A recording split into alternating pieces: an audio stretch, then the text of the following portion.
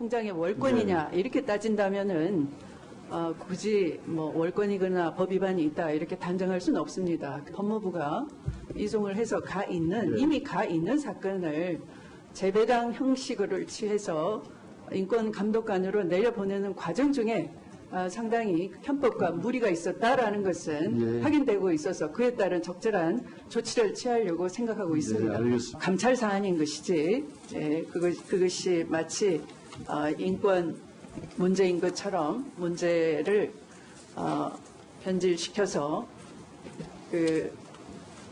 인권감독관실로 이첩한 대검의 조치는 바람직하지 않다.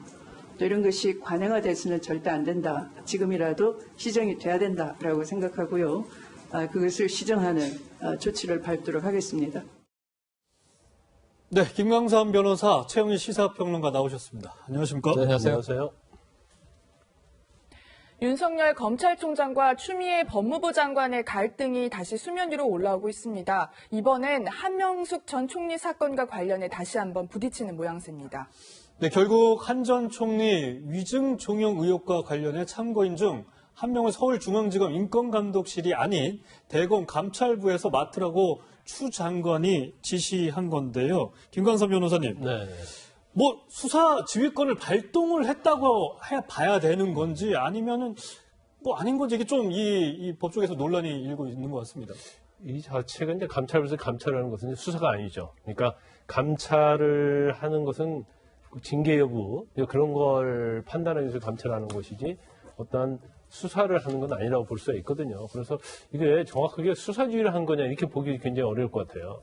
단 대검의 감찰 관련 사건이 접수가 되면 이제 법무부 장관이 이제 보고를 하도록 되어 있습니다. 네. 그러면 이걸 보고를 하는 건 맞는데 이 보고한 거에 대해서 어느 부서에서 감찰을 해라 이렇게 지시할 수 있는 권한이 네. 과연 장관에게 있느냐. 그러니까 이거 이첩을 하라고 한 거잖아요. 사실 감찰부로. 이건 뭐 누가 근거가 있어야 되는 거 아닙니까? 근데 근거 자체는 없어요. 그래서 이거 자체를 지금 검찰청법에 보면 수사지휘를 구체적으로 하지 못하게 돼 있죠. 네. 그러니까 이거 수사지휘로 볼 수 있느냐 없느냐 이제 그런 문제가 좀 근데 있고. 검찰총장에 대해서는 구체적으로 수사지휘를 할 수 있는 거 근데 아닙니까? 검찰총장에 대해서는 할 수가 있어요. 그래서 굉장히 지금 논란이 되고 있는 거고.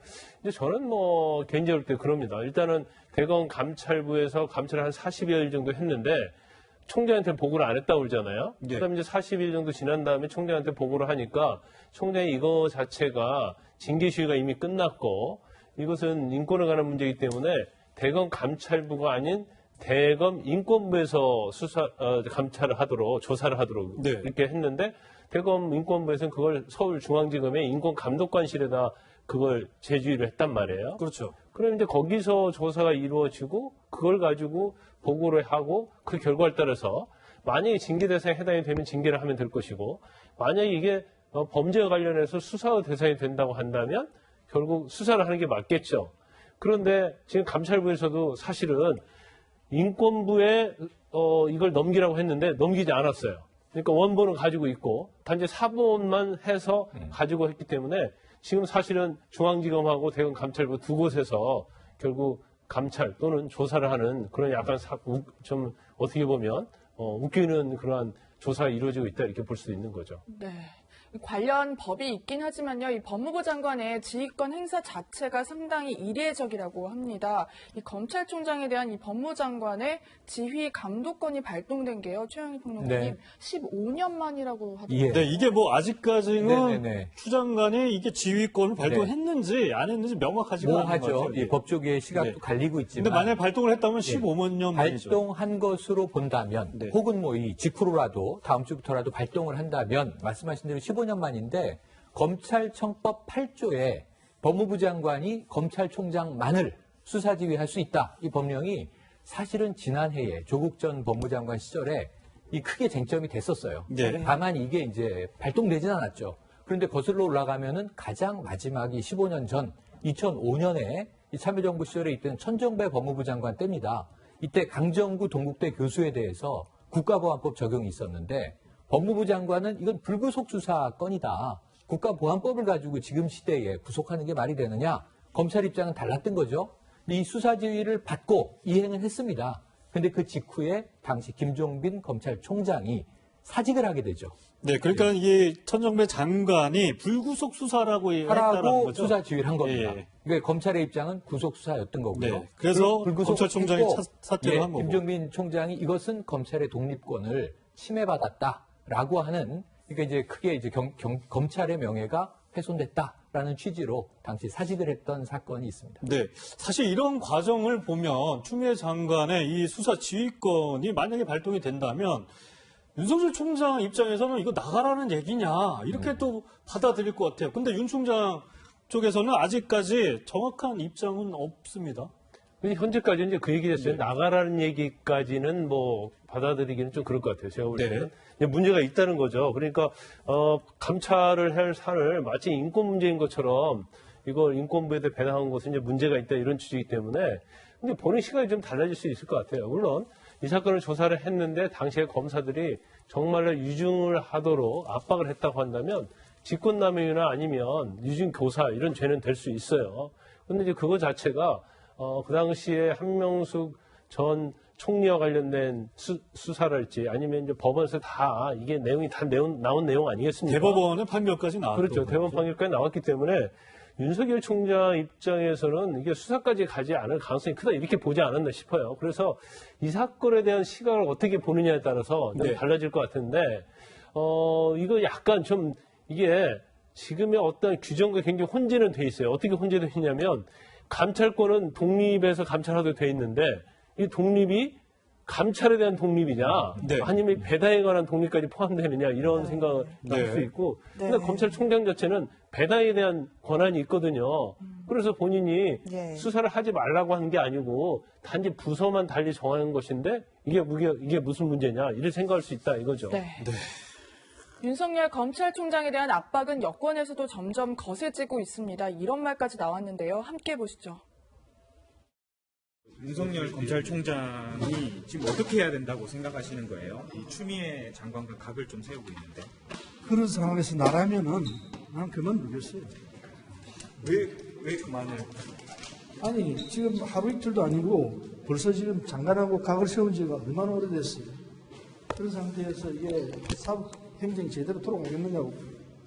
그래도 총장의 임기 2년인데 1년도 안 된 상황에서 임기 상황을 떠나서 이런 상황이 일어난다면은 적어도 책임 있는 자세를 갖춘 사람이라면 그만두고 나라는 물러가겠어요. 나라면 물러가겠다고. 네, 더불어민주당의 최고위원 서른 의원이요, 이제 물러나겠다 뭐 이런 얘기까지 하셨는데요. 사실 뭐 라디오에서도 좀 강력하게 말씀은 하셨습니다. 최영희 평론가님, 여당 내부에 좀 공감대가 있을까요? 이런 지금 분위기가. 갑론을박입니다. 이제 지금 나라면 이게- 물러나겠다라고 하는데 그런데 일단은 서른 최고위원의 입장이고 예. 이게 뭐 여권, 뭐 민주당의 입장이다 이렇게 얘기하기는 아주 어렵습니다. 왜냐하면 내부에도 여러 의견이 있거든요. 근데 문제는 이제 이 발언과 더불어서 이 구진보권에서 여러 가지 말들이 나오고 있는 거예요. 예를 들면 우희종 서울대 교수, 바로 네. 지난 총선 때 더불어 시민당 만들었던 분이지 않습니까? 이분은 이 윤 총장이 눈치가 없는 건지 자존심이 강한 건지 모르겠다. 또 이런 표현으로 비슷한 맥락의 이야기를 했고요. 또 진중권 교수 같은 경우에는, 전 교수 같은 경우에는 또 이게 윤 총장이 물러나게 된다면 정권 붕괴의 징조다. 또 이런 얘기를 했어요. 그래서 지금 이 윤석열 총장의 거취를 놓고 어쨌든 이제 정치권이 시끌시끌해지는 건 사실입니다. 이게 윤 총장을 대놓고 사퇴를 하라 뭐 이런 얘기들이 들리면 사실 윤 총장 입장에선 난처할 수밖에 없는 거고 그만큼 앞으로 여러 이 정부 정권과 관련된 수사에 있어서 제대로 될 수 있느냐 이런 생각도 들거든요. 윤 총장 앞으로 어떻게 할 거라고 보십니까? 제가 볼 때 아마 여권 일각에서는 죄송합니다. 아마 윤 총장이 좀 빨리 사퇴를 했으면 그런 좀 생각이 좀 있는 것 같아요. 그런데 윤 총장 입장에서는 지금 본인이 뭐 그렇게 잘못한 게 뭐가 있느냐. 자기는 원칙과 절차에 따라서 했기 때문에. 사실 적폐 정부 수사할 때 굉장한 또 이 수사 실력을 했었잖아요. 공신이잖아요. 그렇죠. 그렇게 했음에도 불구하고 본인 입장에서는 나갈 이유가 없다고 생각을 하는 것 같고 더군다나 이제 본인이 만약에 사퇴를 하게 되면 이거 자체가 이제 검찰 자체에 또 윤석열 총장과 관련된 또 검사들이 많이 있거든요. 그러한 부분들. 그리고 지금 청와대랄지 이제 여권과 관련된 수사하고 또 기소된 사건들 있잖아요. 그런 사건에 있어서 이제 끝까지 하겠다는 취지로 보입니다. 그런데 아마 그런 것 같아요. 일단 윤석열 총장의 개인적 비리랄지 이제 그런 것들이 명확하게 나타났다고 하면 아마 여권에서 굉장히 밀어붙일 겁니다. 네. 그 윤석열 총장도 사퇴를 고민할 수도 있을 거예요. 근데 이제까지 그런 것들이 전혀 없기 때문에 또 윤석열 총장 자체가 지난 박근혜 정부 때도 굉장히 핍박을 받았잖아요. 결과적으로 한직으로 물러났어도 끝까지 버텼단 말이에요. 그러면 본인 자체도 내가 여기서 물러나면 오히려 마치 자기가 잘못한 것처럼 그런 메시지나 인상을 줄 수 있기 때문에 자기가 지금 물러날 시점이 아니다 이제 그런 생각을 하고 있는 걸로 보이고 또 임기가 2년 보장도 있잖아요. 예. 그런데 지금 또 여권 자체가 이번에 총선을 통해서 과반수 이상을 차지했기 때문에 아마 윤석열 총장에 대한 사퇴 압박은 굉장히 좀 강해질 거라고 봐요. 그래서 윤석열 총장이 과연 이제 어떻게 대응하고 어떤 생각을 하고 있느냐 그것은 임기 때까지는 좀 지켜봐야 할 것 같다. 하지만 개인적 제 생각으로는 사퇴할 가능성은 많지 않다 이렇게 봅니다. 네, 알겠습니다.